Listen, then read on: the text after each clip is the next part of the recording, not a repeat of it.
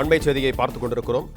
திருவள்ளூர் மாவட்டம் பூண்டி நீர்த்தேக்கத்திலிருந்து உபரிநீர் திறப்பு மாலை 5 மணி முதல் 9,500 கனஅடியாக அதிகரிக்கப்பட்டிருக்கிறது.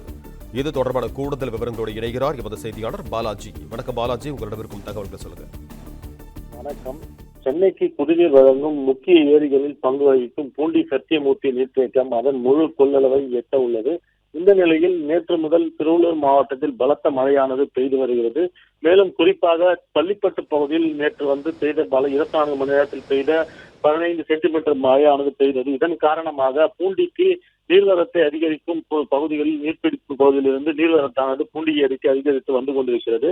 இந்த நிலையில் தற்போது இந்த பூண்டி ஏரியின் நீர்வரத்து 10,500 கன அடியாக வந்து கொண்டிருக்கும் நிலையில் பூண்டி ஏரியில் இருந்து 7,500 கன அடி திறக்கப்பட்ட உபரி நீரானது தற்போது அதிகரிக்கப்பட்டு 9,500 கன அடி உபரி நீரானது கொசலை ஆற்றுக்கு திறக்கப்படுகிறது.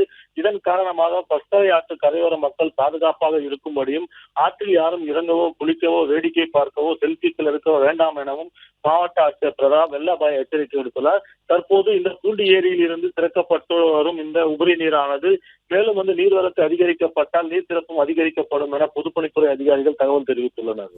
பிளே ஸ்டோர் மற்றும் ஆப் ஸ்டோரில் இருந்து பாலிமர் செயலியை QR கோடு மூலம் பதிவிறக்கம் செய்யுங்கள். செய்திகளை உடனுக்குடன் பெறுங்கள்.